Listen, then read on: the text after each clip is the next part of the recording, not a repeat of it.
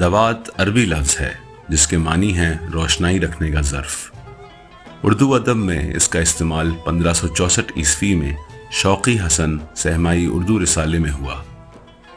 جب ہم نے ہوش سنبھالا تو اس کا عام استعمال دیکھا۔ مٹی، شیشے اور پھر پلاسٹک کی ڈبیا بچے روزانہ اپنے ساتھ بستے میں رکھ کر لے جاتے اور پھر روشنائی بنانے کا عمل مدرسے میں ہوتا۔ بازار میں سیاہی کی کئی قسمیں دستیاب ہوا کرتی تھیں، جن میں سب سے زیادہ مشہور علم دین کی دانے دار روشنائی تھی۔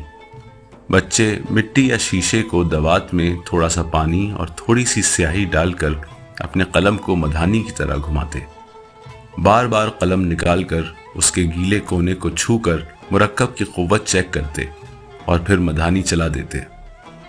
سیاہی کی تیاری جب اختتام کی طرف بڑھتی تو ایک بوسیدہ پرانے سوتی کپڑے کی ایک چھوٹی سی لیر اس دوات میں ڈال کر ڈب ڈب کیا جاتا۔ 1970 دہائی میں تیار شدہ دواتوں کا رواج ہوا۔ پلاسٹک کی چھوٹی سی ایک بوتل میں خشک سپنج موجود ہوتی جو سیاہی میں مخلوط ہوتی۔ استعمال سے پہلے اس دوات میں پانی ڈالا جاتا اور قلم سے بار بار دبا کر سیاہی کو یکجان کیا جاتا۔ یہ دوات بغیر ڈھکنے کی ہوتی تھی۔ کچھ اشعار ملاحظہ کیجیے۔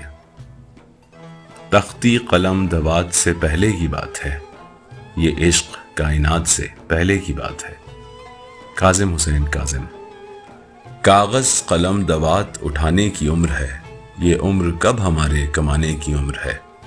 لے آتی چھت پہ کیوں مجھے بے وقت کی گھٹن، تیری تو خیر بام پہ آنے کی عمر ہے۔ اظہر فراق۔